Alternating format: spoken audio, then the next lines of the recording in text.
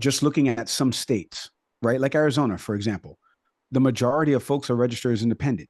In New Hampshire this past year, when we saw in the primaries, right? 40% in that state are undeclared or independent voters, right? They don't. So that's, again, that's a large percentage of people. You're seeing more and more people as they turn 18 and get a little bit older. They're starting to register as independents, and they don't think that either party kind of fits what they want overall ideology wise. Maybe the Democratic Party encapsulates a couple of things. Maybe the Republican Party encapsulates a couple of things in terms of less government spending.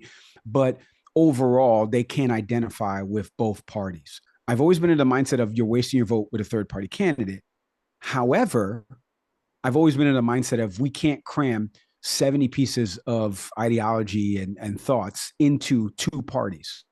That's impossible to do, right? Like there's no way, because at some point they're going to veer off into a different direction. That's why you get progressive Democrats, and that's why you get conservative Democrats like Joe Manchin. That's why you get moderate Republicans, and that's why you get MAGA Republicans, right? So even right there within the parties, there's factions of them that could be split off. And you've seen it recently. Kirsten Sinema is running it now as an independent.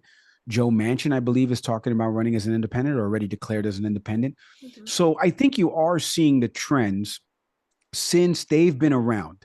You are seeing a shift of people starting to just be, I don't think disillusion is the right word. I think the right word is upset. Like, let's just call it what it is. Let's be reductive. They're upset with both parties. Dems have been in charge for a certain period of time, have had, both chambers of the House and Senate and the presidency, and they still haven't done little things like making Election Day a national holiday. Why isn't Election Day a national holiday or a week, similar to how they do it in France? And then on the Republican side, it's the same thing. It's upset about what's happening now with women's reproductive rights and those being taken away in different states. And we're seeing that played out at the ballot box in different states that you would have never thought.